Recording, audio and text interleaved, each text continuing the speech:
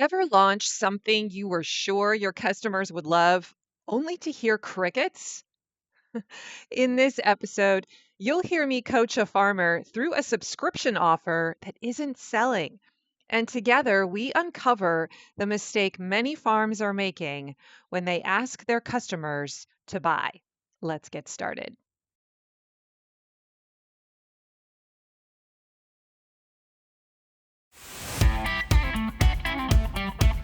Hey there, this is Corinna Bench, and welcome to the My Digital Farmer podcast. In today's market, it's not enough to just grow your product. You've got to know how to sell it too. Welcome to the My Digital Farmer podcast, where we reveal online marketing strategies and tips to help farmers like you get better and more confident at marketing.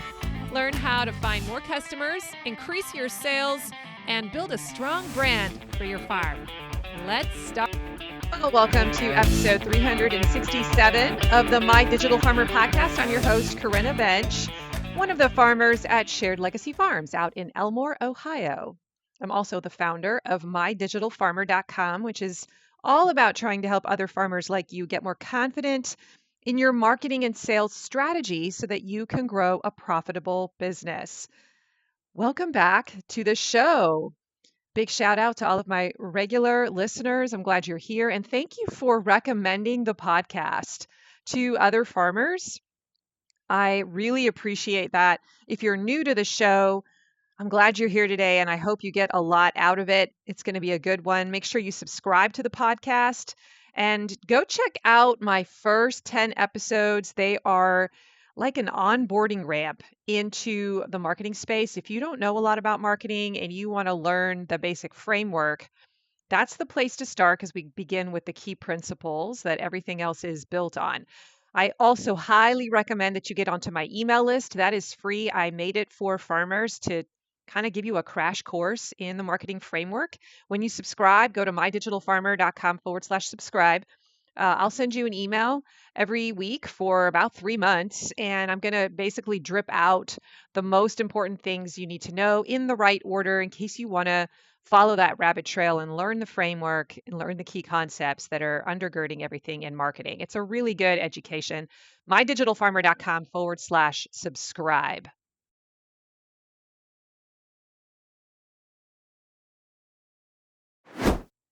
Today's podcast is sponsored by my friends at Local Line. If you run a CSA, sell direct or wholesale, or manage all three, summer is when it all happens at once. Packed markets, weekly CSA boxes, and a harvest that keeps coming. Local Line helps you handle your busiest season with less stress and more control. In 2025, farms and food hubs using Local Line grew their sales by 33%, with average order values up 31%. That's real results across operations of all sizes on the platform. Local Line brings everything together in one platform: CSA management, wholesale ordering, automated inventory, box builder, and POS. Run all your direct channels from the same place, whether that's your CSA, market sales, a farm stop, or a food hub. And through their marketplace partnerships now, you can reach chefs and buyers nationwide through Cisco, Gordon Food Service, and US Foods with a low barrier to entry. Switching is easy too. There are no setup fees, no sales commissions, and their team will migrate your storefront for free even mid-season, and it only takes a few days. As a podcast listener, you'll get one premium feature free for a full year when you use my coupon code MDF2026 at checkout. So head to mydigitalfarmer.com/local line, all one word, and then enter that coupon code MDF2026 at checkout. Make the most of peak season with Local Line. It's streamlined, it's efficient, and it's built for growth. And now back to the show. Well, hey there. Welcome back to the podcast. I am recording this on June 10th, and I start my CSA this coming Monday. We are in high gear getting all of the logistics and the details, the final confirmations with our customer base, and just kind of resetting the systems and the way that we do farming for the next 4 or 5 months. So my duties really multiply this time of year. I'm doing a lot of the communication with our customer base. And this year we're doing a new online store credit membership. So I have kind of two different groups of customers to manage and make sure that that particular marketing line does well this year. So I'm excited. I hope you have some new things that you are trying as well, beta testing. And just remember, so much of marketing is just testing stuff and figuring out what works, optimizing it, continuously improving it, debriefing it, and continuously improving it. So I wish you well. Today, I'm pulling back the curtain and letting you listen in on a real coaching call from inside Farm Marketing School. I offer these to members of FMS after they've been inside the program for at least 3 months. And it's a way for them to have some one-on-one time with me, touch base with me, ask questions about a specific project or something that they're working on. Maybe they need help dialing in their sales funnel. And I really love these. So for those of you who are in Farm Marketing School, I hope you take advantage of them when these offers are made to you. They show up periodically in kind of your customer journey as you stay in the school. Every time I have one, like I go in wondering what's the value that's going to come out of this call. And I'm always surprised because when we first start out, I really have no idea what we're going to talk about in many cases. And by the time we get to the end of the call, I'm like, wow, like that really helped unlock something for them. I could see a shift. And one of the things I've noticed as I do these calls is a lot of the things that we end up talking about that end up being the main issue, they kind of fall into like 3 to 5 categories. It's really interesting. And so today is an example of such a call. The issue that we end up circling around is a very common problem that comes up for a lot of my farmers. And so if you are listening to today's coaching session and you're nodding your head and you're like, oh, yeah, I'm sort of doing that too. There's no shame in that. Like, this is a very common problem. I remember dealing with this myself at a certain stage in my business as a farm. And so we just want to talk it out, do some investigating, some observing, and hopefully see a way out, see some principles for how you can get yourself through some of these scenarios and get some practical tools for graduating out of that problem, right? So my guest is Lexi, and she is the sales and marketing manager for Pigasus Meats, which is a farm in Vermont. They sell pasture-raised meats directly to consumers. And I asked Lexi after the call if it would be okay to share this podcast with you because I think there is some really great wisdom in here that a lot of you could benefit from. And she was totally cool with it. So thank you, Lexi, for being willing to share this call. Just wanted you guys to know that I did get permission. So Lexi recently launched a simple supper box subscription. That's what they called it. And they had a goal of selling 10 boxes a month, 10 of these subscriptions a month. And after several months, they had sold exactly one. Now, whenever something isn't selling, our first instinct is usually to blame the product or maybe blame our marketing or, we start telling ourselves things like customers don't want my stuff. It's not a good product or the price is wrong.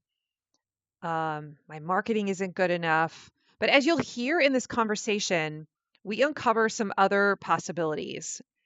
The problem isn't necessarily the product itself. It's going to be something else. And I want you to see if you resonate with it as you listen. I want you to pay attention to 3 things.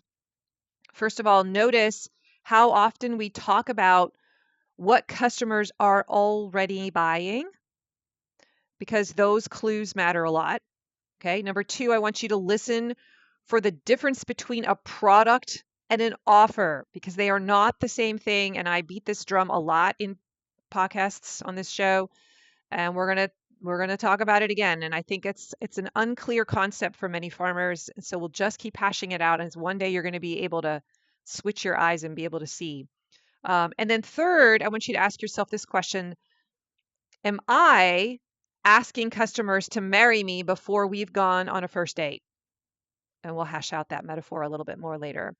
Because if you have an offer that isn't converting right now in your own business, that particular question might reveal a lot for you. Okay? So, without further ado, we're going to jump into the coaching call, and you're going to listen in. I've edited it a little bit and cut out some of the parts that weren't as important to the conversation.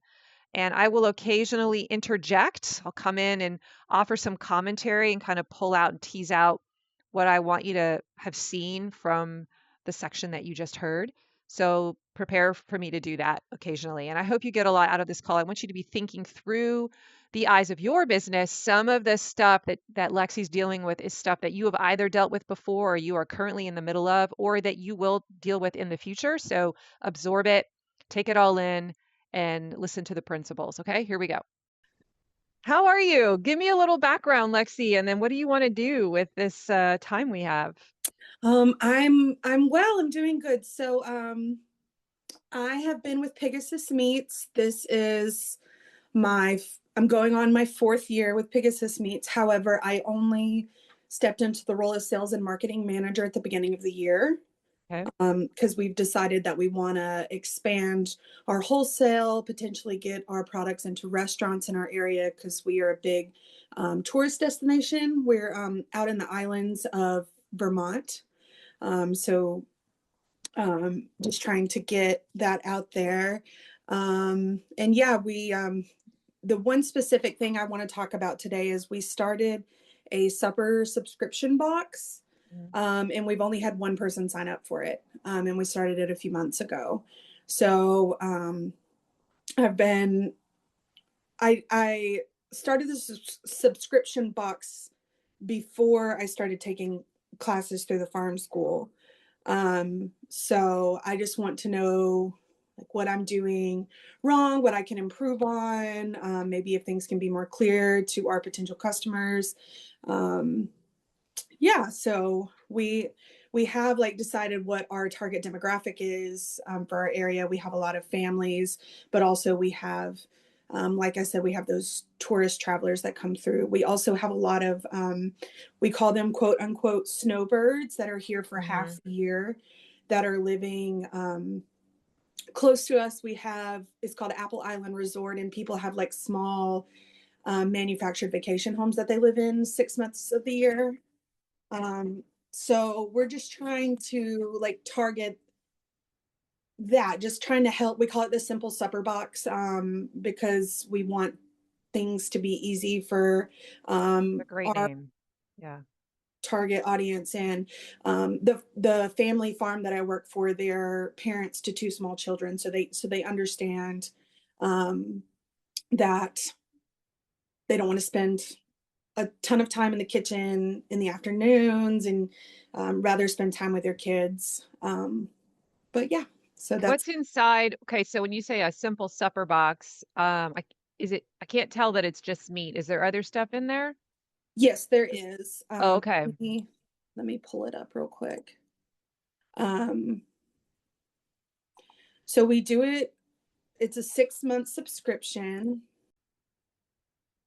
Pigasus.com. Pigasus Meats. Meats. Okay. I'm like, it's not coming up. There you go. Okay, 6 weeks, not 6 months, because you told me 6 months. Oh, I'm sorry. I'm like, okay, Weeks, that's a problem. 6 weeks, Okay. 3 pickups, so bi-weekly pickups. Okay. So mostly it's a meat box. Like I know you have a few, you got eggs in there and some tortillas and coffee beans, but like it's really meant to be a meat box, and they're using that to help build their meals. Yes. Okay. So you only have had one person purchase it so far, Yes. and your goal What is your goal? What would you like to be selling? How many I, would you like to be I mean, selling? we would love to sell 10 a month, like 10. You want to be at least at 10? Yeah, that was my target when we started. Hmm. Um, and like I said, we've only had one. Yeah, that does not feel unreasonable. It's like Yeah. if you were like, I'd like 50, I'd be like, okay, Yeah. And just a little background as well. Like, since coming into this role, I've also opened a farm stand. And before that, our products were only accessible via like the farmer's market. So people didn't have the convenience to come and pick up from us. So, okay.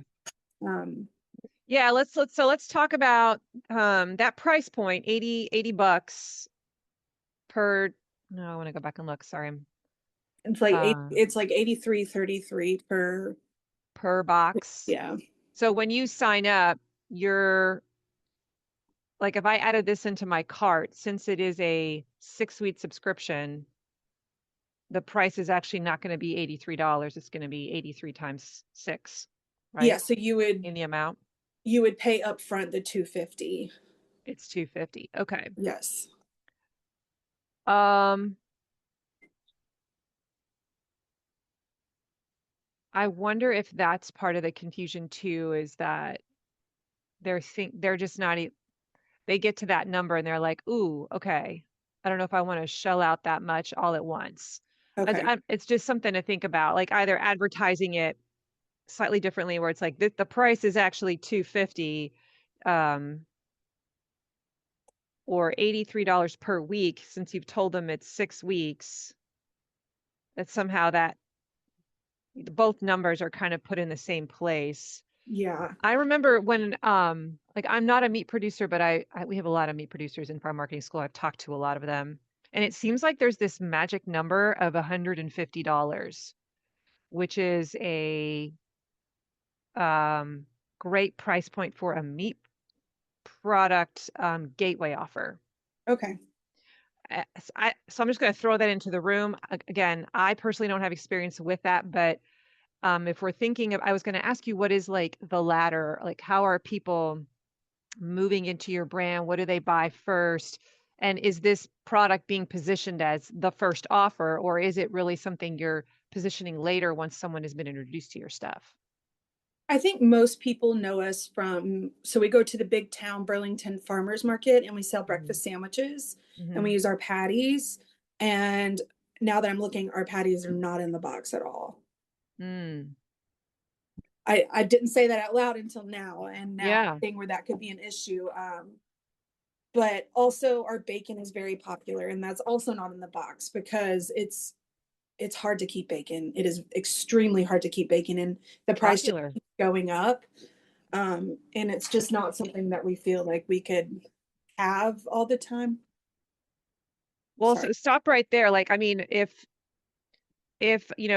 are your subscription members kind of being treated as, to me it sounds a lot like a CSA, right? And in the CSA space, we always talk about how CSA members are our premier product, our premier customers, and we take care of them. Like they get the Mm, cream of the crop, best of the best. And so if you are building the offer in such a way that your best stuff isn't even in there, it almost feels like you could experiment with flipping it for a little bit to see what happens if this product that everybody wants, that I have a hard time keeping in stock, I reserve it for people who get this meat box. Now suddenly the meat box becomes much more attractive because that's the only way they can guarantee that they'll get your bacon and your sausage. That becomes a selling point. So yeah, when you do run out of it at the market and people are like, "Oh," you'd be like, "Hey, this is how people who are in our subscription box are getting it." yeah. You could Okay. test that. That would be a thought. Like doing it at that lower price point potentially, and then okay, yeah, okay, and then yeah, adding the sausage Well, and I'm not saying you have to like lower like the price point observation was more just that this is if this is being positioned as the first offer, like the thing that you should start with when you come into our brand, it's a little bit high for a first offer, according to what I have seen in the meat space. Um, Seven Sons, I know, does this too. Like they sort of AIM, they're a big, if you don't know about them, they're a farm you should be following. Okay. Seven Sons, Seven Sons, just Google Seven Sons Farm. They do meat online. And I want to say like 150, all their packages kind of land around there, but that's uh, if this isn't going to be your gateway offer though, like if you say that most people come into our brand, come into our markets, and they start out buying our sausages, then then maybe the issue is you're trying to pitch this to the wrong audience too soon, and that's the problem. Do you see what? So there's a Yeah. couple of things that could be going on here where you're like, oh, this is my main offer. I'm leading with this. Nobody's buying it. Well, maybe it's not working because the price point is too high for a first offer. But it could also just be, no, I need that to be the price point. Well, then it's just, well, then we need to move it to your second or third offer. You've got to have another way to get people in, and then the issue then is that you're positioning, you're not talking about it at the right time or to the right people. Like you need them to have gone through a few steps before you say, here's the thing. All right, this is my first interjection. I want to try and summarize and clarify the principle that I was trying to explain here to Lexi. When Lexi first came into this call, she thought that she had a subscription box problem. The box wasn't selling, and there was this assumption that the customers didn't want it for some reason. But what we're actually uncovering here, this is sort of like mining information, is that the issue may not be the subscription box at all. The issue may be that the box is being offered too early. So think about what a new customer has to do in order to say yes to this offer. They have to trust the farm. They have to understand the value of pasture-raised meat. They have to commit to multiple pickups. They're going to have to spend $250 in one pop. They're going to have to believe that the product that they're going to get every week is tasty and yummy. So in theory, I think it's best practice if they've already tested some of your meat on a smaller scale before they're committing to a larger commitment. So this is a pretty big first step. And I see businesses make this mistake quite a bit. They take what is actually a later stage offer, a CSA, a subscription, a membership, and they try to make it the first thing a new customer buys. But most customers don't easily start there. And I just want to say, like, I'm raising my hand here. The first 8 years of our business, this is how we operated. We had one item. It was an 18-week CSA membership box. And we didn't have another way to test our produce except by coming to the farmer's market and just buying stuff there. But we didn't have any other way in. What I have learned in our business over the last few years is that it's a much easier starting point for a brand new person to purchase something simple: a pound of ground beef, a package of bacon, a breakfast sandwich, a market purchase. Those small purchase opportunities, having something like that in your sales funnel, is the way to build trust.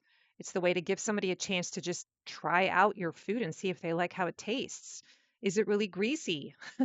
um, can they tell a difference between that and grocery store produce or meat?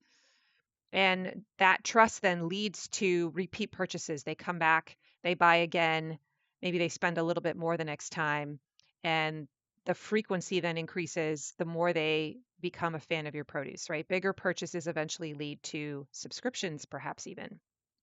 So instead of asking, how are we going to sell more subscription boxes? A better question might be, what should happen before someone is ready to be given a subscription box offer? Have we made sure that this person has traveled through all of those stages in my customer journey? And for some of us, we just haven't thought about building a journey, building an ideal pathway of products for people to do first, second, third? And where does something like a subscription box fall into that pathway? Today's podcast is sponsored by Farm Marketing School, my monthly membership for farmers. Before we dive back into the episode, I want to speak to a very specific kind of farmer for a second. If you're a year or two into your business and things are working, but your marketing still feels kind of scattered, like you're posting, you're sending some emails, you're running promotions, but it all feels disconnected and you're not sure what's actually driving sales. I just want to say that's not a lack of effort. That's just a lack of structure. Because most farmers don't need more ideas. What they need is a system that connects everything together. And that's exactly why I built Farm Marketing School. Inside, I teach you how to actually design your marketing so that it works like a machine, a system, not a bunch of random tactics. We map out your full customer journey. We build your email engine. We create intentional promotions and product pathways. So your marketing starts handing off from one piece to the next like a relay race instead of you running every leg yourself. And we do it through 30-day project builds. So you're not just learning about marketing, you're actually finishing things. You're actually building the marketing assets in your marketing machine, your sales funnel, your promotions, your lead magnet, your weekly email rhythm, all your marketing assets. And that's when the shift happens. Marketing starts to feel lighter. The flywheel starts to spin. Sales start to feel more predictable. And you finally feel like, okay, I'm on the right track. I know what I'm doing.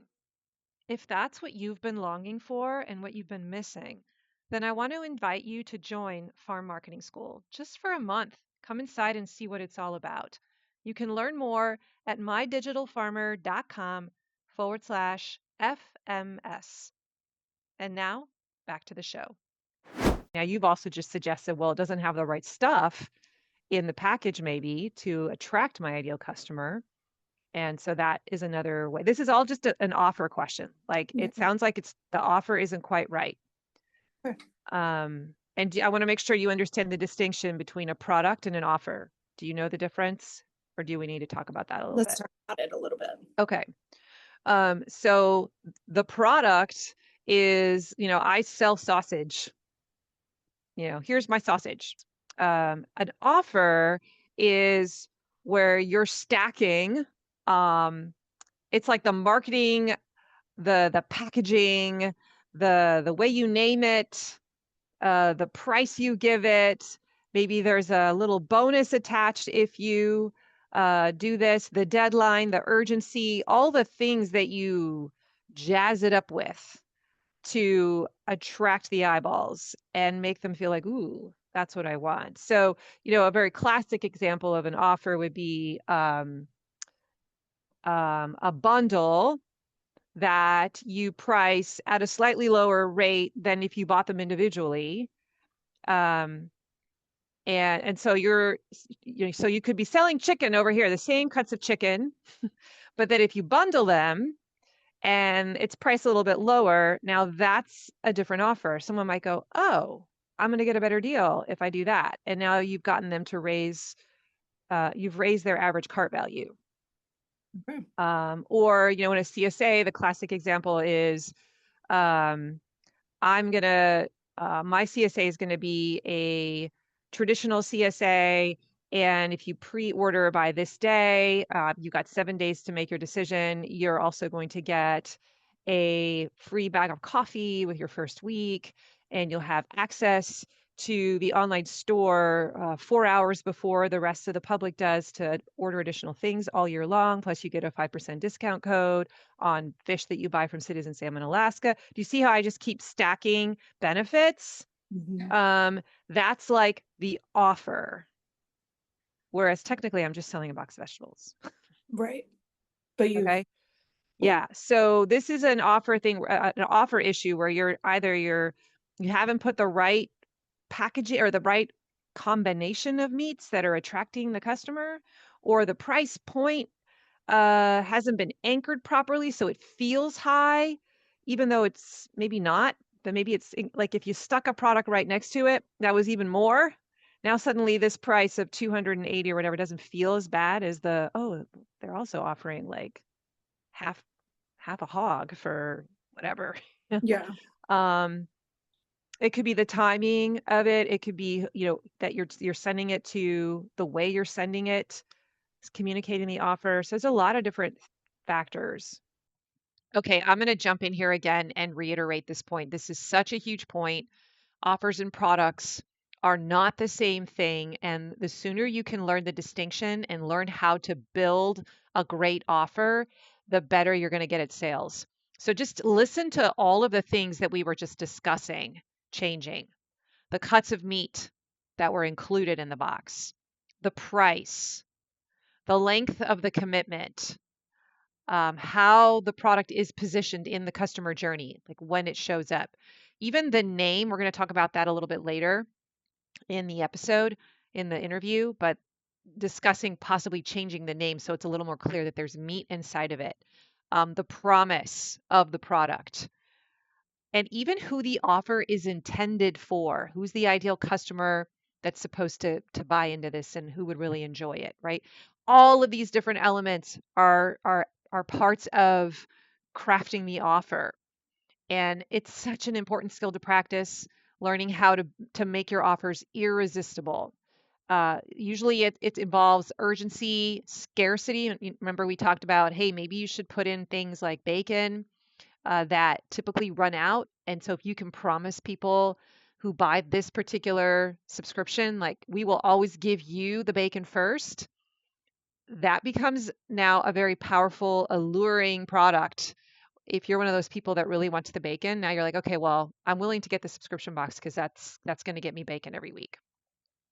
So in this part of the call, we had an offer that just isn't quite irresistible yet. It's okay. Um, but it's not quite dialed in. And so we just tweak, we practice, we play in the sandbox, we start redesigning the offer. What Lexi needs is just a better combination of products. She needs maybe a better product promise, a better price point, and just a better way of communicating the value of that box. So think about what happened in this part of the coaching call. The original simple supper box was asking customers to commit 6 weeks of meat that didn't even include some of the farm's most sought after products. And it wasn't positioned as the insider's way to guarantee access to the items that routinely sell out if you just go to the farmer's market. And so it kind of made me wonder in the call, well, why aren't we leading with the products people are already raising their hands for, that they really want, that they're standing in line for? So just ask yourself, are you making a mistake like that of marketing the products that you wish customers would buy instead of the products the customers are already proving they love because they're buying them? Your best-selling items aren't just products, they are clues, and often they should become the front door into your business. Okay, so just think about that. All right, let's go back to the coaching call. What's the primary way that you are pitching it? Via our social media, and we use it's called Front Porch Forum, which is a local like group. hmm Like Okay, an we're sort of like a Facebook group where people are in and Yeah, it's like for our community, okay, okay, which is how our community typically puts out information. okay. Um, so you're not using email? Oh, sorry. Yes, we are also using email. Yes, Okay, we have an email list of about 475. That is the ebb and flow of the year, but I've okay, also I've taken many of your online classes and like done the tags, and the people who want to be there are going to be there, and do not get discouraged when people start unsubscribing because they don't yeah, want to be there. yeah. Yeah. And is that you have a lead magnet now in place? Do you have Yes. are you advertising the lead magnet on a regular basis in Yes. social media? Okay. Since we've started it, we've gained about 25 subscribers who actually want to be there because of the Good. lead. That's great. And once they get on your email list, what happens? When they get on the email list, they are sent a welcome email that has a link to our sausage guide that they can download. And it also comes with the code to get $15 off their first purchase of $20 or more, which $15 is a pack of sausage or a pack of bacon. Okay. And so they get that for free, but we put it at the $20 price point. Mhm. So they'll buy something else as well to go with that.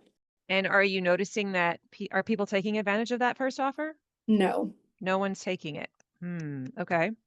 So I'm interested about that. How long have you been running that? Um, end of end of April. End of April. End of So April. about a month. Okay. I mean, are you in like the season where like you really got stuff available where people should in Yeah, theory we be off? have a big Okay. stock right now. Okay. We're running kind of low, but like I said, we're a tourist destination and the cash flow of the busy season is coming through. So we're able to like have more of our products on a more consistent Mm-hmm. basis. Because our popular stuff sells out very quickly. We have like a Thai sausage that sells out almost instantly, and our patties sell out almost instantly. We just couldn't keep up. Mm-hmm. So That's really interesting. Pay attention to that, because that's your lure. Those things that are selling out, you can either raise the price. You should think yeah, about experiment. No, seriously, like even just a yeah, little bit. we And did. We did. I bet Just, no one would notice. They'd still we, buy it. yeah, we did just raise everything about $2 a piece Okay. at the When end, around that same time frame, the end of April. when you have items that are selling like off the shelf crazy, that is a sign that they are priced too low. Okay.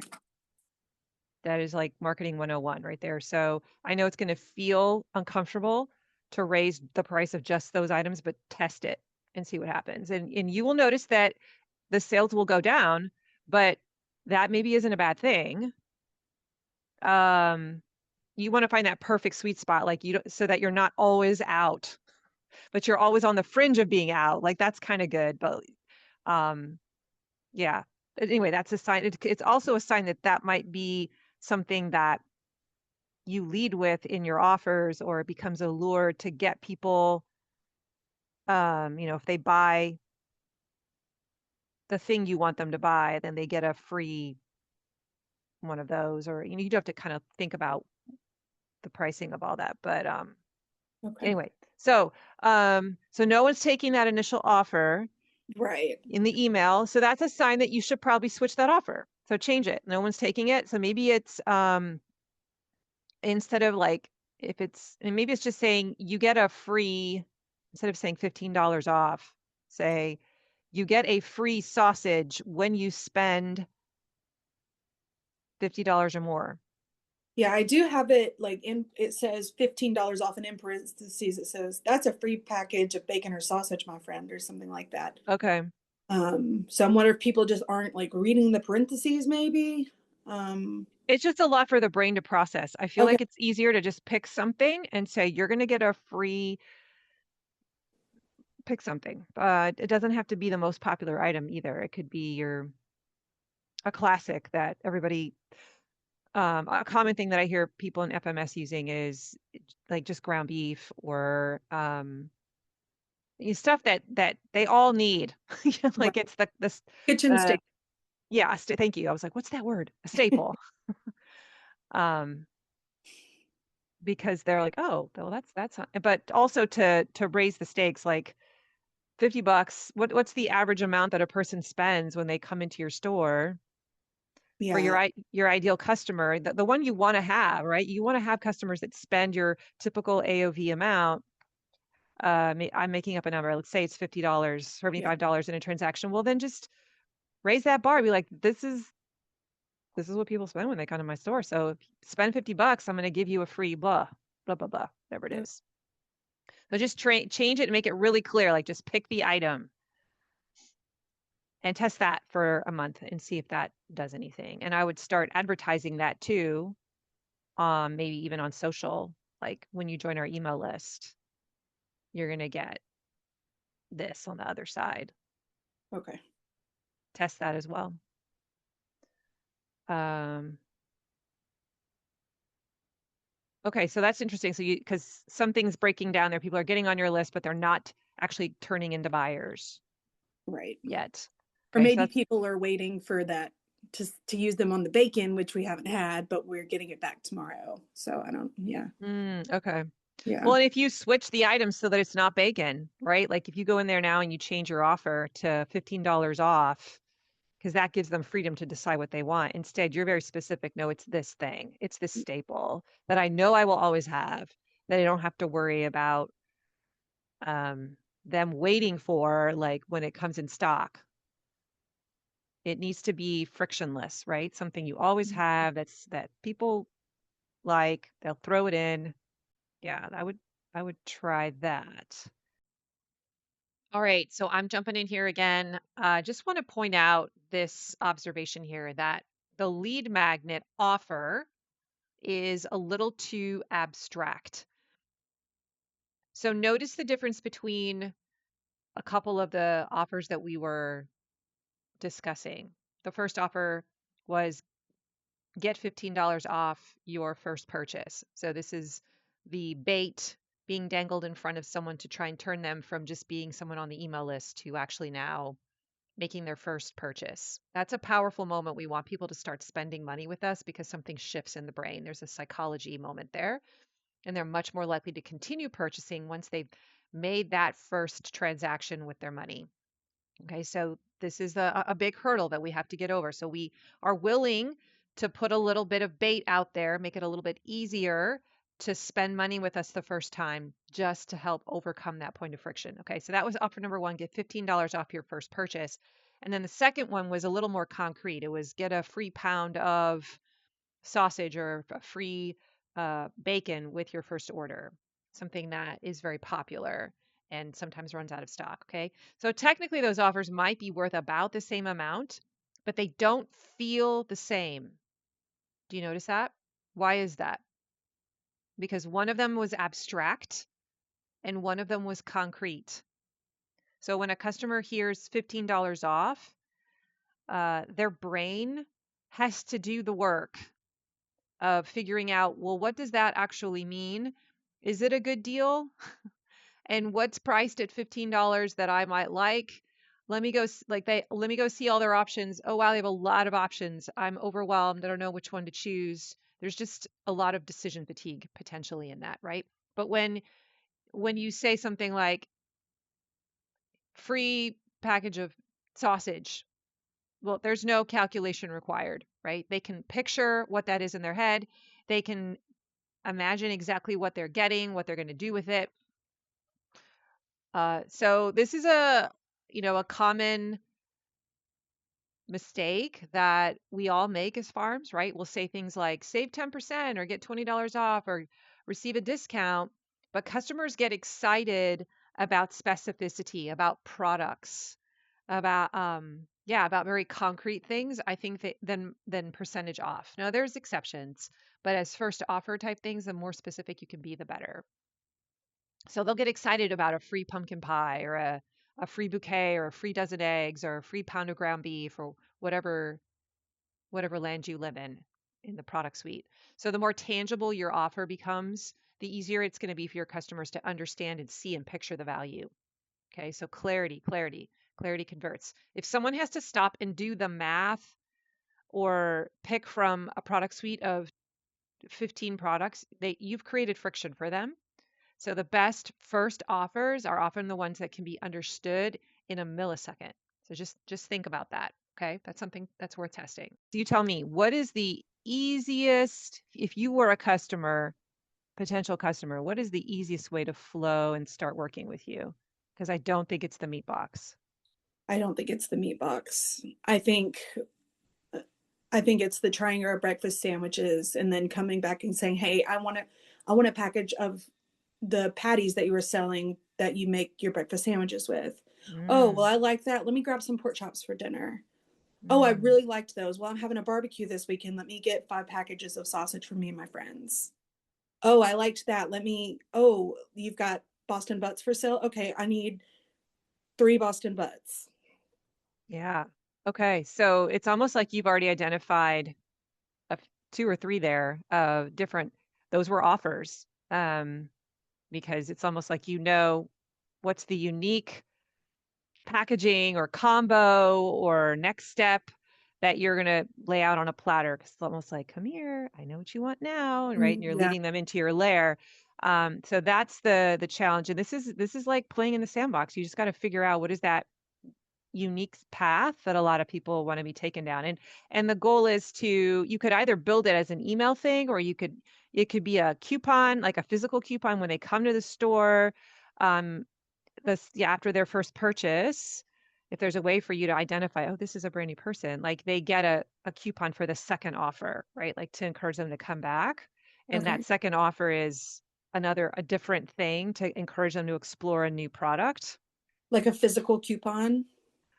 Yeah, I mean, yes, I was thinking like some kind of printed material that has what it is, and then there's maybe a coupon code on it that allows them to go order it online. Um, it has an expiration date on it as well I don't know what barn to door can do. I know Local Line has the ability to Yeah, give you coupon codes out. Okay. I can make Um, my own coupon codes as well and okay. put those in, and I can set specific parameters on what items you can use it on and such. Yeah. I feel like that's the first order of events. And then this meat box is sort of like um offer number 3 or 4, to make them aware that it exists, because they need to like dabble in the things that are in that meat box.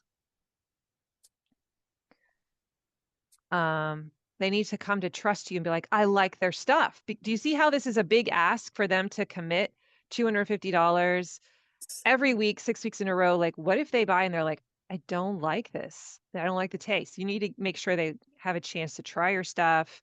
This is amazing meat. It's not greasy or whatever.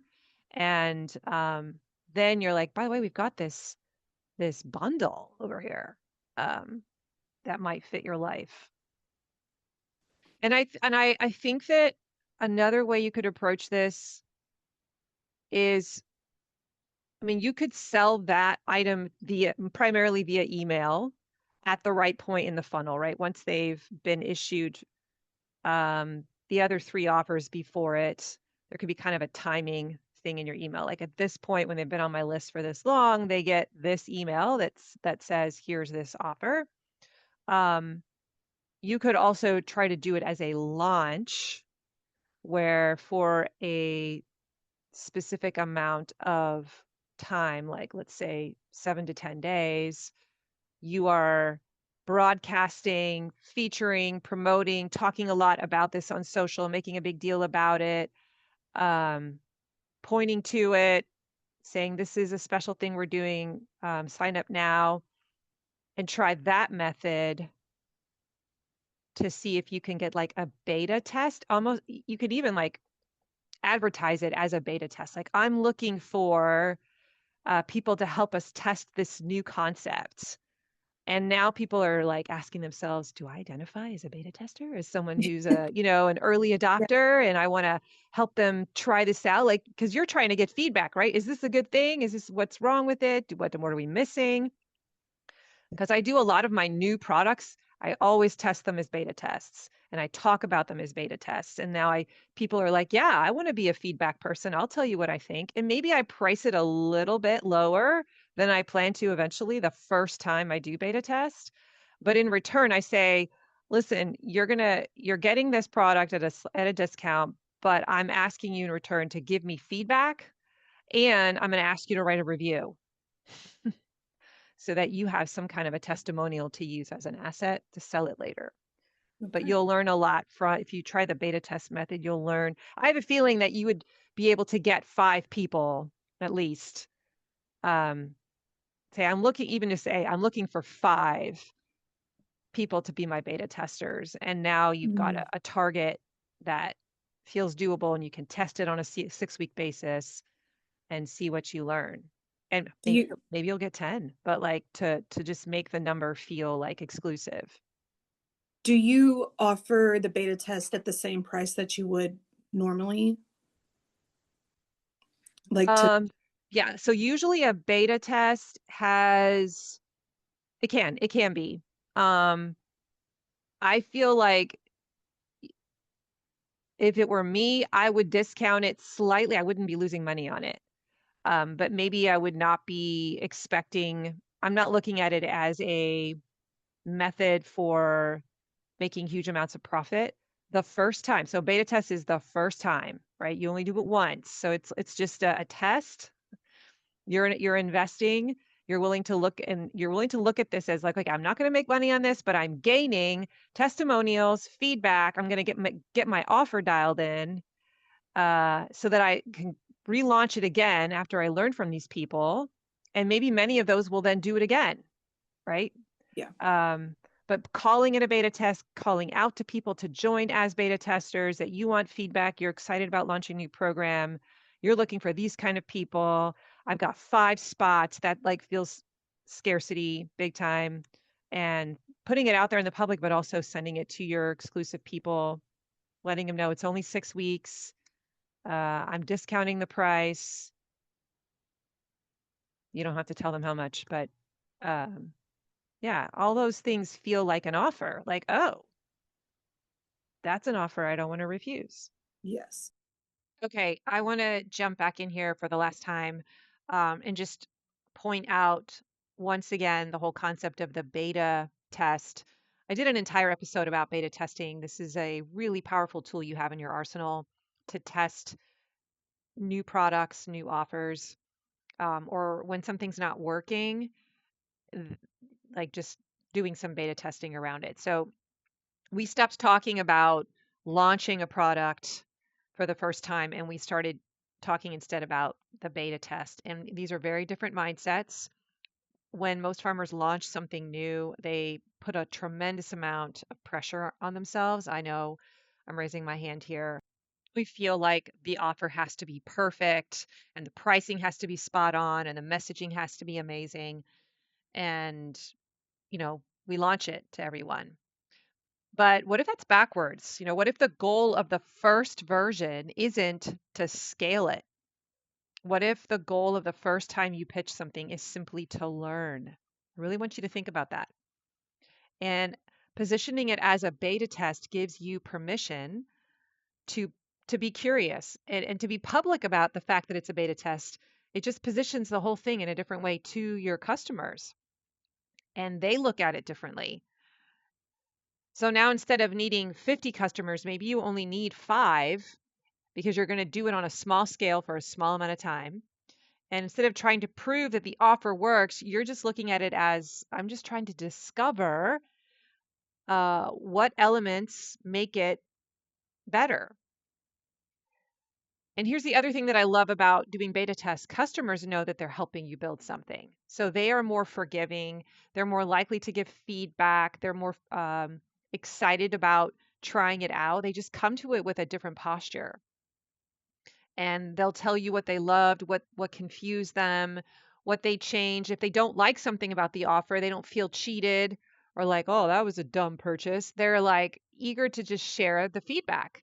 They're ready to look for things to help improve it and to make it better. And they're a partner with you in creating this new product. So right now, Pigasus is asking people to join a subscription box that nobody else seems to be talking about. That's a really hard sell.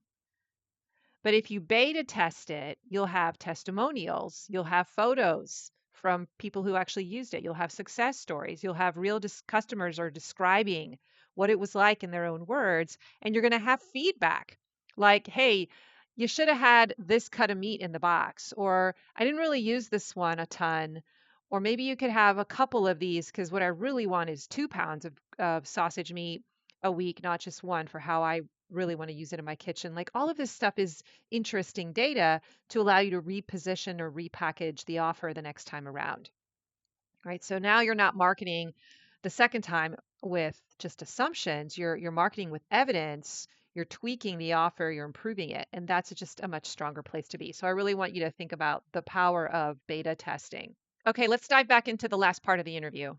And I love how you like make the relationship connection. My background is in human development and family studies. Oh, So yeah? it's very Awesome. interesting to me. And I've flipped our like farm and company dynamic to like making it more personal with people Mm, because it is a relationship that you have. I mean, you're providing a very important element of their everyday life, which is their food. And you want them to think about you when they eat that food. So, yeah, and how it's a relationship. So I really like that. And it's helping me a lot. good. Oh, good. Yes. Yeah, so that would be a thought if you're trying. Like, we originally started this conversation with like, Kurt, I need to sell 10 of these. Um, so I want to make sure that we discuss that. I do Yeah. think you have a couple of issues going on. So it's not just why aren't these selling? Well, I think part of the issue is that you don't quite have the right offer. Um, but you may also just not have pitched it the right way. So beta testing as a launch is a great way. Pick a good time of the year to do that. Give yourself enough of a runway to hype it up and talk about it. Only pitch it for a short amount of time. Like, don't make it open for 30 days. It should be like 7 days. You got to make a decision, back them up against the wall. Don't just send one email, send them several emails, and um, just see what happens. See if you can get, I feel like you could get five. There's a promotion, the promotion launch project in Pro Marketing School is one to watch because it'll teach you the formula for launching anything. Um, I did that one after the fact. So okay. when we relaunch, I'm going to use that Yeah.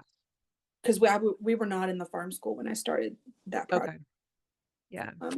So But I also think you need to address the sales funnel piece. Like, how are people first finding out about you? What is the first offer? What is the obvious first step for people to buy?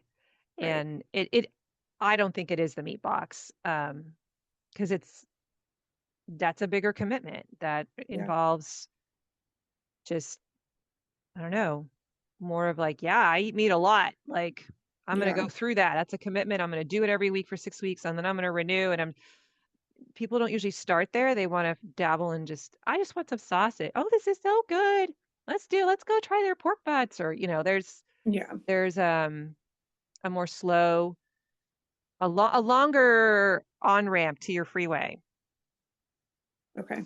Okay. So don't ask that big meat box to do all your heavy lifting right away. I think eventually it will become, subscriptions are great because they give you consistent revenue. You can kind of count on, the income eventually, but it takes a while to build them.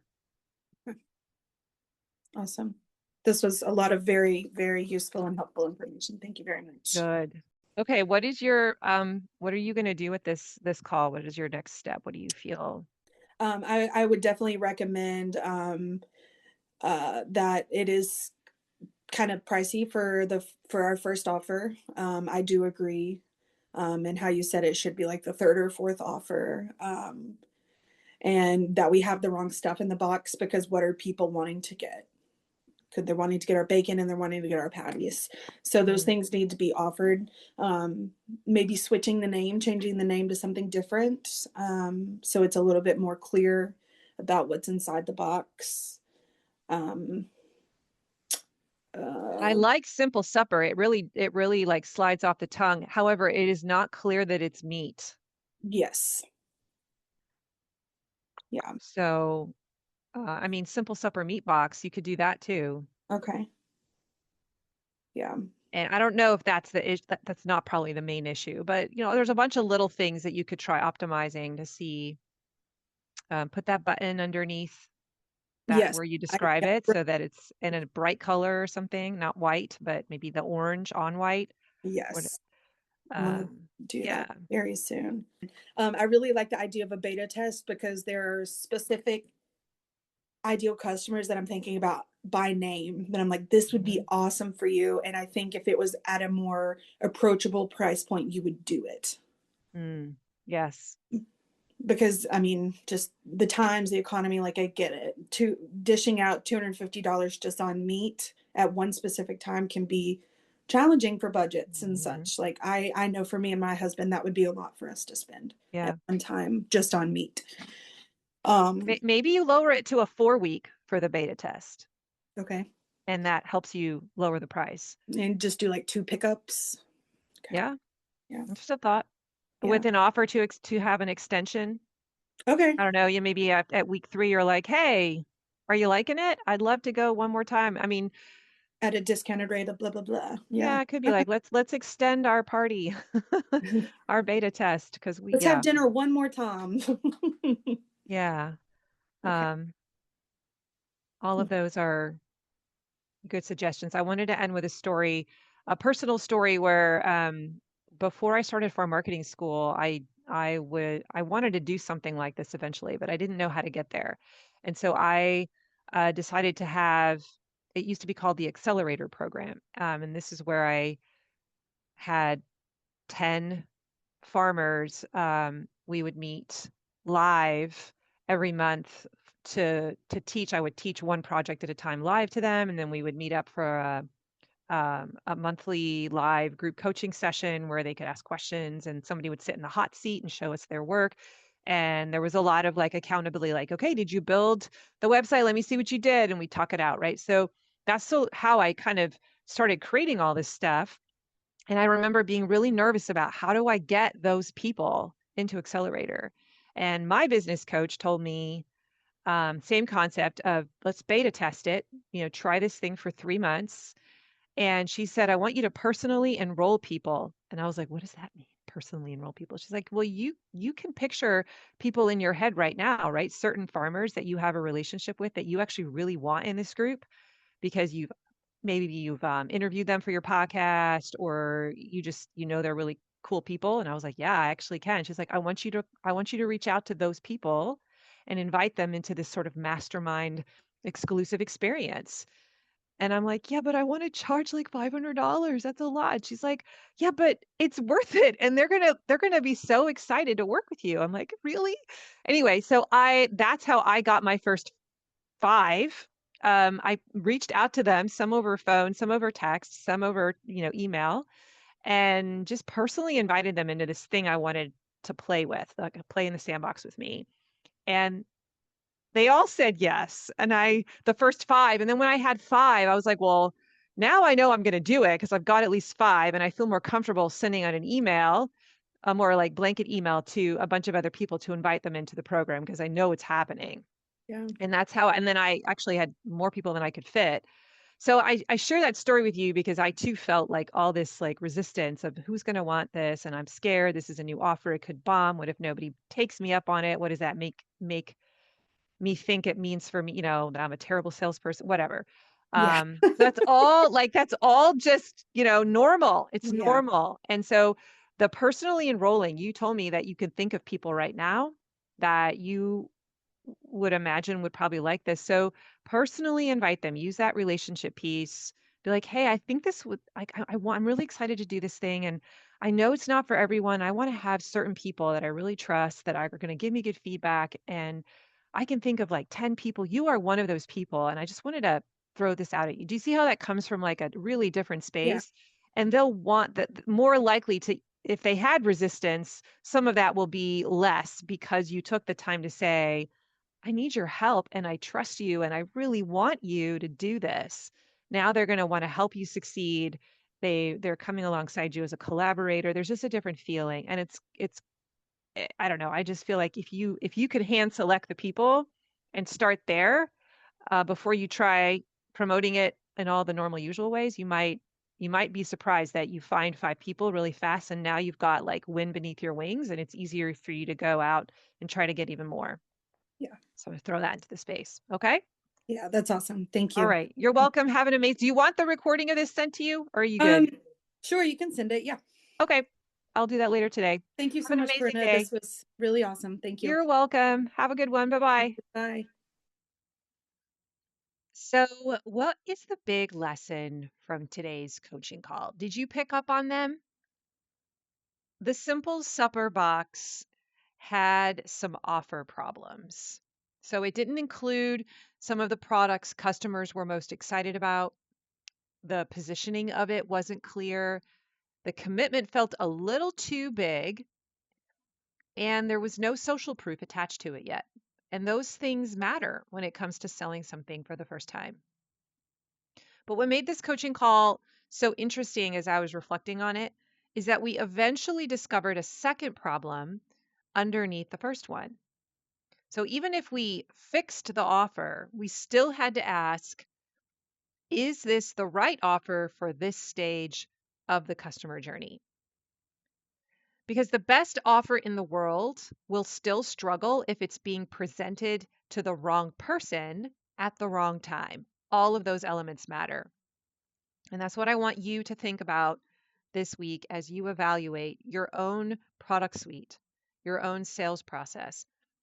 If you have a product that isn't converting or an offer that isn't converting, I'll make sure I use the right word. Don't immediately assume that there's just one thing wrong. There could be multiple layers that you have to peel back. So maybe you don't have an offer. Maybe you're just selling a product, right? So maybe the offer itself needs work. Maybe it's the messaging that needs work, or you're missing a button on your website like Lexi was in the right spot, or maybe the positioning of that offer in the whole story, customer journey story is slightly off. Or maybe you're asking customers to make a commitment they haven't yet earned the trust to make. So your job as a marketer is to just get curious enough to uncover which problem you're actually solving, to find the root problem. And this is the kind of work we do inside Farm Marketing School all the time. I teach you the marketing journey. There's tons of do-it-yourself projects inside there where you can go and learn the step-by-step for how to build all the different elements in the marketing machine system. But then you start applying it to your own farm products and you see the flow that needs to happen to move customers deeper and deeper into your brand, how to pass the baton from one step of the journey to the next. And so you start building the systems that make this happen on rinse and repeat. So if you want to go deeper and you want to get some support this summer while you're in the trenches of selling, reach out, join Farm Marketing School for the summer. We have monthly group coaching calls. And like I said, once you've been in the program for 3 months, you have an opportunity to meet with me one-on-one and kind of dial in or troubleshoot something that's going on in your business. So that's what I'm here for. I love working with my farmers, and we just launched a new process, new project inside of Farm Marketing School this June, where I am teaching how to document your promotions. So I'm sharing the master Google Doc for how to actually document all the different marketing assets that you create for a specific promotion so that it's all in one spot. And then next year when you do it again, you can easily find what you did and just duplicate it because it's all there in one location. So that's a new project that I just launched. I'm putting new stuff in all the time, just trying to help support farmers. So I'd love to have you inside. To join my community, just head to mydigitalfarmer.com/FMS. All right, well, that's all I got today. I hope you enjoyed this little bonus coaching call. Today's show notes can be found at mydigitalfarmer.com/367. If you liked this episode, please share it with another farmer friend.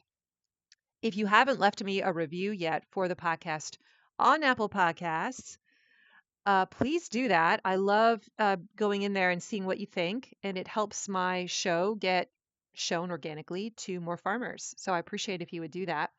And remember, if you want to get onto my email list, I will send you all kinds of free, like a crash course in farm marketing over the course of 3 months via email. You will learn so much, even if you can't open everything right away. Just stick it in a little file folder in your Gmail, and you can go back and read it later on when things aren't quite so hectic. But I would love to educate you and just encourage you, support you.